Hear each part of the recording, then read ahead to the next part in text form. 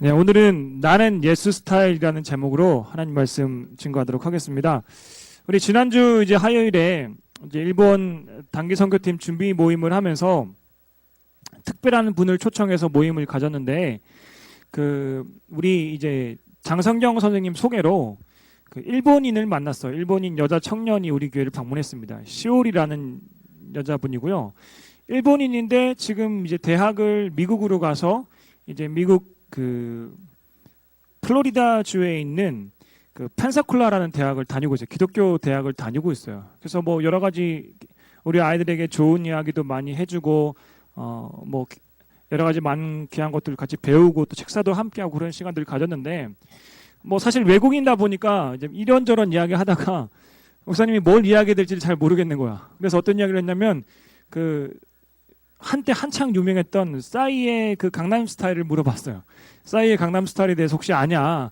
바로 우리 강남 스타일이 강남 옆에 있는 우리 송파구다. 그런 이야기를 하면서 이제 물어보니까 안다고 하더라고요. 미국에 있는 친구들도 그 노래에 대해서 많이 알고 그런다. 이제 그런 이야기를 하면서 했습니다. 그래서 제가 이제 싸이에 대해서 조금 이렇게 알아봤어요. 생각이 나서 싸이 좀 찾아봤는데 세계에서 가장 이제 공신력 있는 음악 차트가 이제 빌보드 차트라고 이야기하는데 빌보드 차트에서 7주 연속으로 2등을 했대. 엄청 대단한 거죠. 세계에서 내려라 하는 수많은 어떤 음악가 뮤지션들이 있는데 7주 연속으로 2등을 했다라고 이야기합니다. 그리고 유튜브에서는 역대 최다 조회수를 찍었다라고요. 얼마 전에. 무려 20억 뷰를 찍었다라고 이야기합니다. 전 세계에 뭐 70억 정도 된다라고 이야기하죠. 근데 그 중에서 20억 명의 사람들이 유튜브를 본 거야. 그러니까 그만큼 영향력이 있었던 뭐 노래라고 봐요. 사실 저는 개인적으로는 별로 이렇게 싸이에 대해서 좋아하지도 않고 뭐 이 사람이 어떤 종교나 여러 가지 말들은 많은데 저는 어쨌든 뭐 개인적으로는 별로 그래도 어쨌든 우리나라 사람으로서 어떤 대단한 일들을 했다라고 생각을 합니다. 그래서 또 자료들을 보니까 뭐 MBC에서 뭐 싸이 특집 방송, 뭐 스페셜로 그러한 것들도 했었더라고요. 그런 것들을 하면서 대중 음악가들이 싸이의 음악이 이 강남 스타일의 노래가 왜 이렇게 인기가 있냐, 왜 이렇게 사람들이 많이 좋아하냐, 그 이유들을 분석하는 것을 봤어요. 분석하는 첫 번째 이유가 뭐였냐면은 강남 스타일이라는 노래와 춤이 단순하고 쉽다라는 거예요. 자, 여러분들 알겠지만 노래를 좀 우리가 잠깐 들어야 되는데 노래를 안 가져왔네. 리듬에 일정한 규칙이 있고 음이 높지 않고 또 우리 말춤은 누구나 따라할 수 있을 정도로 쉽다라는 거예요. 일단 어렵지 않으니까 누구나 따라할 수 있다 보니까 쉽게 뭐 이렇게 전염이 되는 거죠. 자, 우리나라에 1,000만 명 이상 관객을 동원한 영화들이 뭐가 있을까? 왕의 남자, 강해, 7번 방의 선물, 뭐 괴물, 도둑들, 해운대, 뭐 하여튼 이러한 것들 있죠. 그런데 뭐 아바타도 있고, 근데 그러한 것들 잘 보면 공통점이 뭐냐면은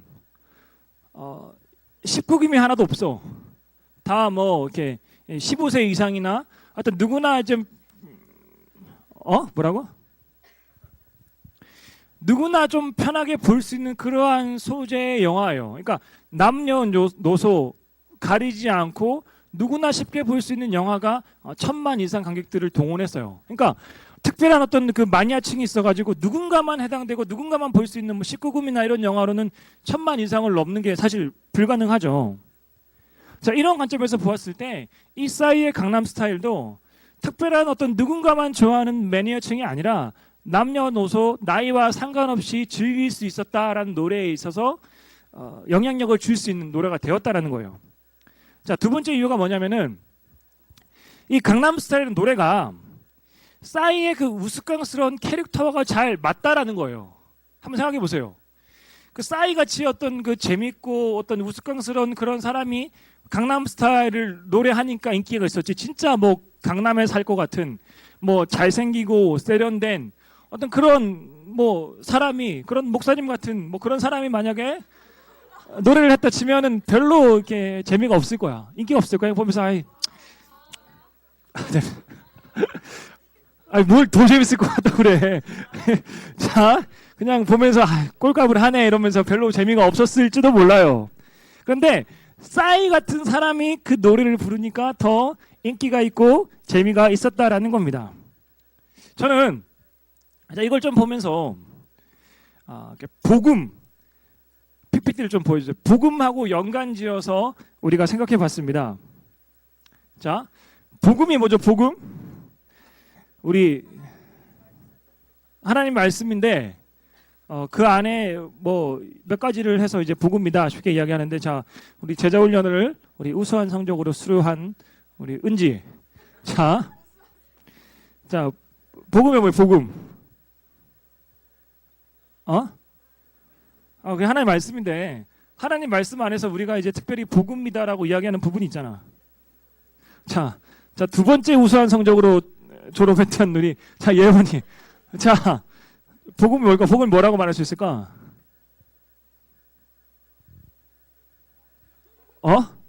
뭐라고? 자, 수료증을 다시 반납해야 될 것 같은데.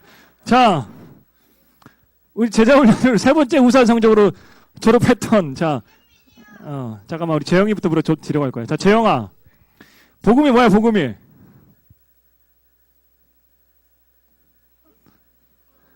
자, 이상하네. 너 이야기한 것 같은데, 분명히. 자, 사빈이. 자, 사빈아, 뭐야, 복음이 뭐야? 자, 경민이까지 왔습니다. 자, 경민아, 복음을 뭐라고 이야기할 수 있을까?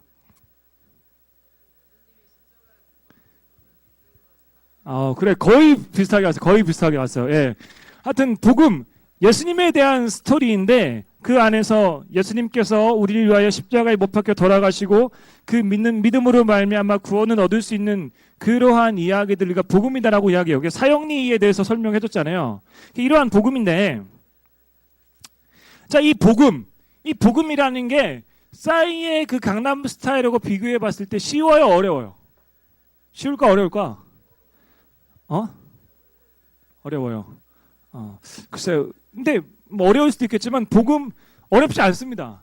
간단하게 뭐 사형리라고 해가지고 뭐 하나님은 당신을 사랑하십니다. 또 사람들에겐 죄가 있습니다. 예수 그리스도를 통해서 우리가 구원받을 수 있습니다. 뭐 이러한 그 내용들을 쭉 설명하는 거기 때문에, 물론 우리가 그 복음을 통해서 변화받고 뭐 구원받고 이런 것들은 어려울 수 있는데, 그냥 내용 자체만으로는 어렵지 않아요. 그래서 사실 우리 제자훈련 아이들이 이렇게 좀 당황스러웠지만, 분명히 우리 제자훈련 할 때는 그런 거에 대해서 잘 설명할 수 있었어. 잘 이야기할 수 있었어요. 왜냐? 쉬우니까. 자, 그런데 우리가 이야기하고 있는 이 복음이 어렵지 않고 쉽고, 또 이 복음을 통해서 많은 사람들의 그 영향을 받았잖아요. 지금까지 뭐 우리나라뿐만 아니라 전 세계적으로 보면 많은 사람들이 이 복음 때문에 변화되고 하나님을 만나고 그런 일들이 너무나 많이 있었습니다. 왜냐? 어렵지 않았기 때문에. 자, 그런데 지금 오늘날에 많은 사람들이 이 복음에 대해서, 이 복음의 능력이 참 약해졌다라고 이야기해요. 그래서 심지어 어떤 사람들은 교회가 세상을 걱정하는 것이 아니라 이제 세상이 교회를 걱정해주는 그런 시대가 되었다라고 이야기하면서 복음의 능력이 너무나 약해졌다라고 이야기합니다. 저는 이 이유를, 왜 복음의 능력이 약해졌냐라는 이 이유를 그 싸이의 강남 스타일이 그 유행할 수 있었던 그 두 번째 이유에서 찾아볼 수 있어요. 자, 두 번째 이유가 뭐였죠? 싸이의 강남 스타일이 유행할 수 있었던 두 번째 이유. 아니, 아까 목사님 이야기한 거죠. 야, 자, 두 번째, 싸이의 강남 스타일이 유행할 첫 번째 이유가 노래가 쉽기 때문에. 근데 두 번째 이유가 뭐라고 했죠? 싸이랑 잘 맞기 때문에. 싸이의 캐릭터랑 잘 맞기 때문에. 자, 그렇다면 이 복음이 오늘날에 있어서 영향력이 사라지고 점점 어려워지는 이유가 뭐라고 볼 수 있을까? 이 복음이 우리와 뭔가 맞지 않기 때문에. 우리가 이 복음이라면 이 복음에 맞는 그러한 삶의 모습들, 그러한 변화들이 있어야 되는데, 이 땅에 교회를 다니는 사람들이 복음에 대해서 말은 하고 있지만, 이야기는 하고 있지만, 그 사람들의 어떤 삶의 모습들, 삶의 영향력이 복음을 가진 자로서 살아가지 못하고 있기 때문이다라고 저는 생각해 보았습니다. 우리가 아무리 겉으로는 우리가 말로는 예수님의 사랑에 대해서 이야기하고 복음과는 전혀 다른 그런 인격들을 가지고 있다면 우리가 전하는 복음은 아무런 영향력이 없을 수 있어요. 하지만 우리가 오늘 말씀의 제목처럼 정말 예수 스타일로 우리가 살아가면서 하나님의 말씀들을 전한다면 우리가 전하는 복음은 세상 속에서 영향력 있는 그런 막강한 복음이 될 수 있습니다.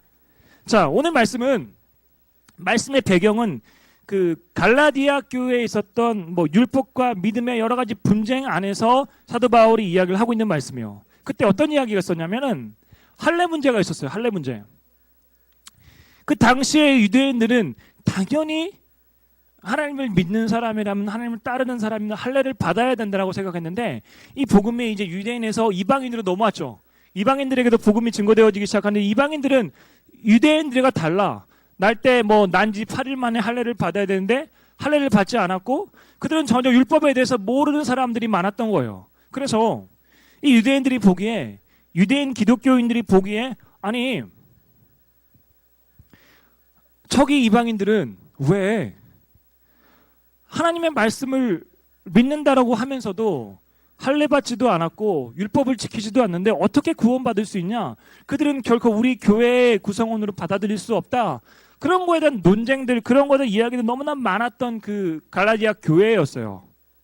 이때 사도 바울이 정리를 하면서 율법이 중요한 게 아니라 믿음이 중요하다.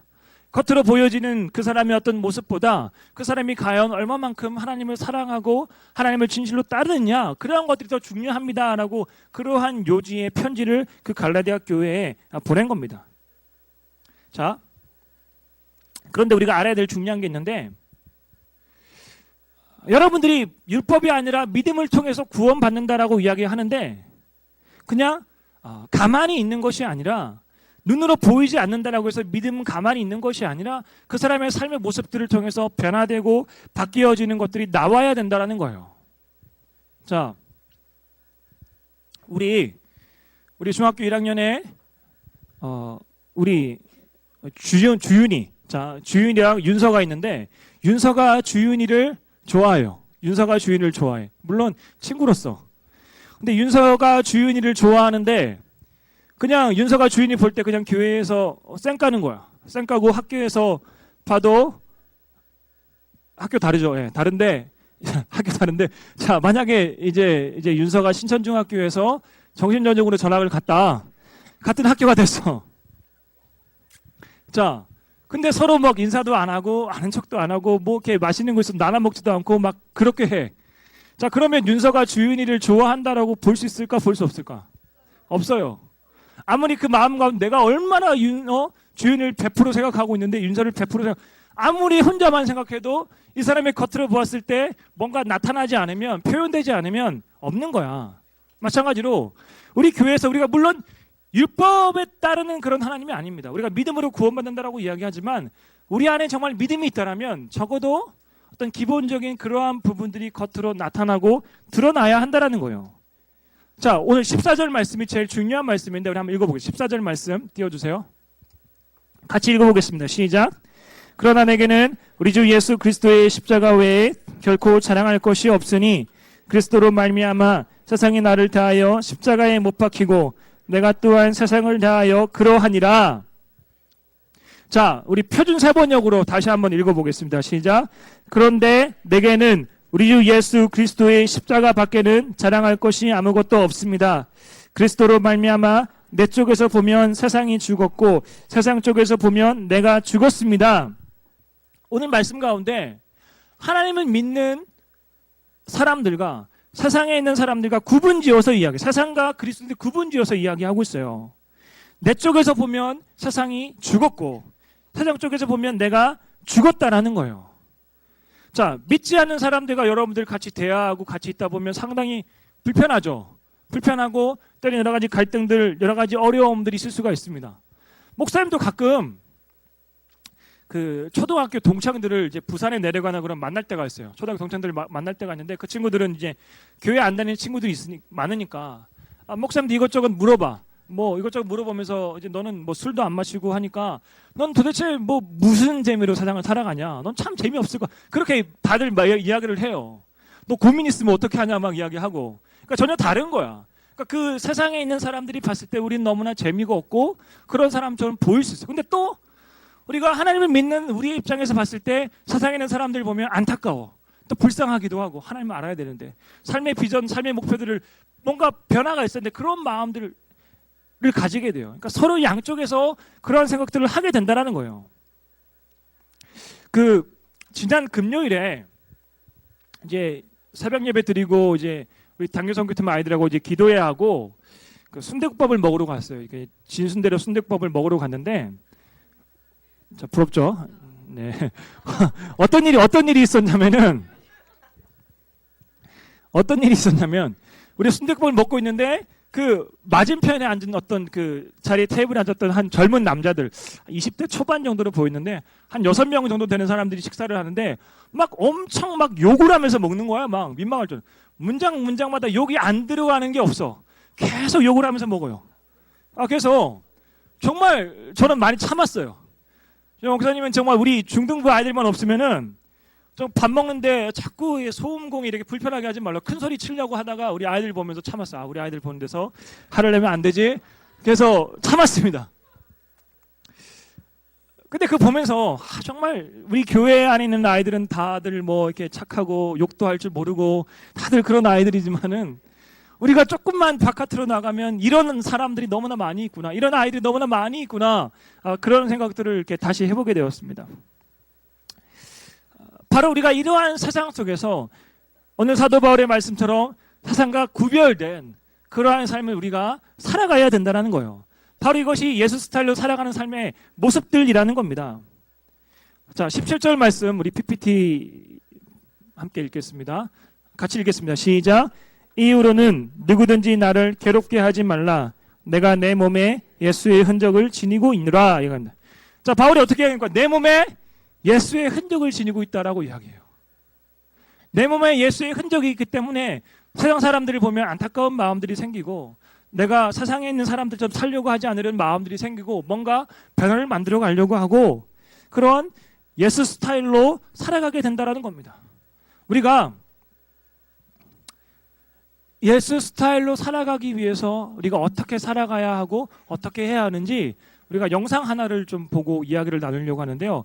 우리 박경님에 관련된 영상, 박경님 지난 일요일 대한민국 톱스타들이 총출동했습니다.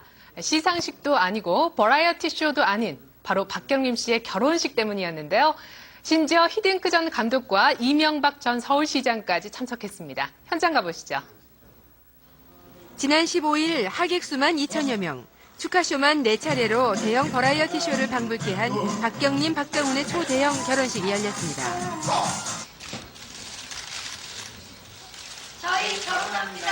행복하게 잘 살게요. 이날 결혼식의 최고의 화제는 하객이었는데요. 연예계 마당발 박경림의 결혼식답게 각계각층의 유명 인사들이 대거 참석했습니다. 특히 히딩크 전 축구 국가대표 감독과 이명박 전 서울시장도 참석해 박경림의 경이로울 정도로 넓은 인맥을 확인할 수 있었습니다. 이대로 나가면 당선됩니다. 예, 나가야 될 것 같습니다. 그래서 결혼식을 보니까 대선에 나갈 것 같아요. 엄청납니다. 지금 폭발적이에요, 결혼식. 대박이에요. 박경님이야 행복하라 팍팍. 저는 뭐야? 형님 도착. 경림 씨가 이제 또 신부를 돋보이게 하기 위해서 또 이렇게 색깔 갈아입고 오늘 조금 초췌하게 원래 더 이쁠 수 있었는데 네, 누나 축하드리고요. 앞으로도 계속 살아가면서 좋은 결혼 생활이 되셨으면 좋겠습니다. 행복하세요. 결혼 너무 축하드리고요. 행복하고 멋진 모습 기대할게요. 제 결혼 같아요. 그래도 아직은 보내고 싶은 마음은 그렇게 없었는데 너무 그래도 기뻐요. 더 좋은 일들 많이 있을 거고 행복할 거라서.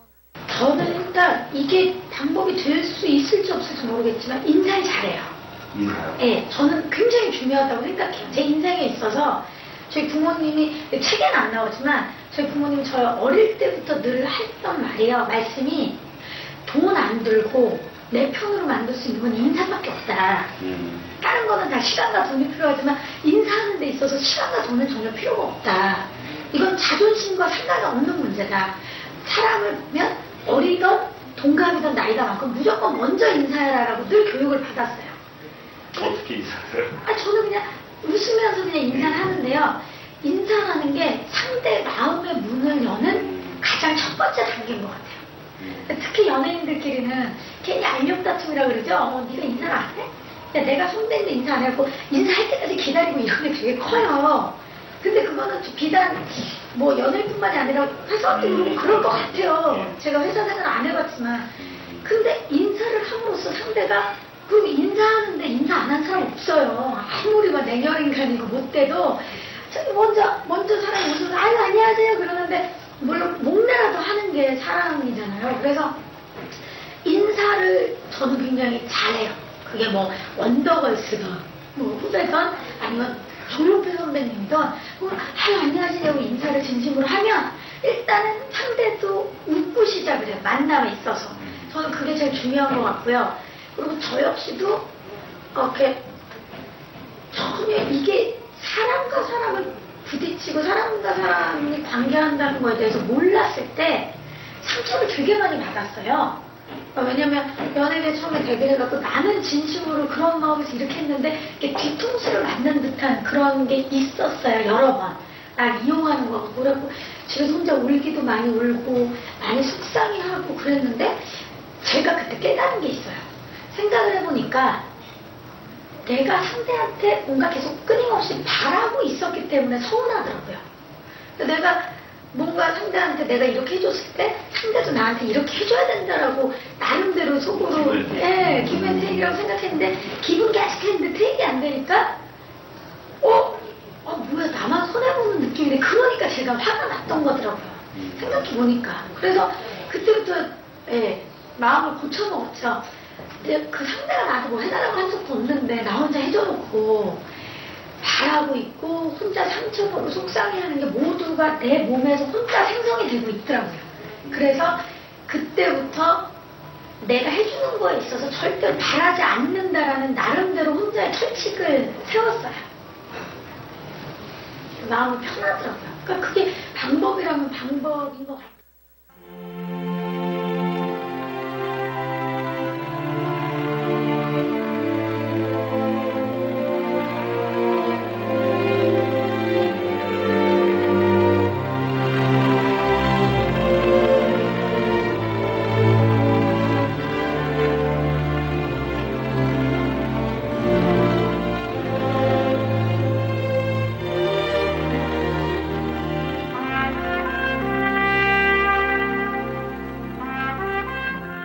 형님 씨도 이제 크리스찬으로 알려졌는데 다양한 뭐 결혼식 할 때 2,000명의 하객이 모일 정도로 많은 사람들에게 사랑을 받는다라는 거죠. 근데 그 비결이 사람들에게 인정받을 수 있는 그 비결이 먼저 인사하고 대가를 바라지 않고 자기가 먼저 베푸는 그런 삶에 대해서 이야기했는데 바로 이것이 예수 스타일의 삶이다라는 거예요. 오늘 말씀을 정리해 보면 세상에 우리가 너무나 어떻게 보면 쉽게 말할 수 있는 하나님을 당신이 믿기만 하면 구원받을 수 있다는 그 복음에 대해서 우리가 알고 있지만 왜 이 복음의 영향력이 없냐? 우리가 예수 스타일로 먼저 친구들에게 살아가지 못하기 때문에 그럴 수 있다는 거예요. 그러니까 여러분들이 하나님의 기쁨이 되고 여러분들 한 사람 한 사람을 통하여 친구들을 또 전도하고 변화시키기 위해서는 우리가 먼저 예수 스타일로 살아갈 수 있었으면 좋겠습니다. 또 우리 내일부터 이제 일본 요코하마로 이제 선교를 가게 되는데요. 선교를 가서도 마찬가지예요. 우리가 뭐 그냥 가서 그 복음만 전할 게 아니에요. 가서 뭐 김 같은 것도 준비해 가고 뭐 또 뭐 열쇠고리 같은 것도 준비하고 이것저것 준비해서 우리가 먼저 이렇게 친절을 베풀고 사랑을 베풀면서 전도해야 그 사람들이 마음을 열고 받아들일 수 있는 겁니다. 우리 주변에 있는 그 많은 친구들이 있을 텐데 여러분들이 그 친구들을 향하여 당장 전도하지 못한다 할지라도 우리가 좀 그 친구들을 오이코스로 품은 친구들을 향하여 우리가 기도하는 마음으로 다가갔으면 좋겠고요. 내가 먼저 예수 스타일로 이 친구들의 귀한 어떤 사랑하고 또 먼저 인사하고 먼저 챙기고 좀 그런 마음들을 품을 수 있는 여러분들이 되었으면 좋겠습니다. 여러분들을 통하여 하나님 기쁨이 되는 그런 인생이 되기를 원합니다. 우리가 함께 찬양하고 우리 함께 기도하겠습니다. 우리 나주님의 기쁨 되기 원하네.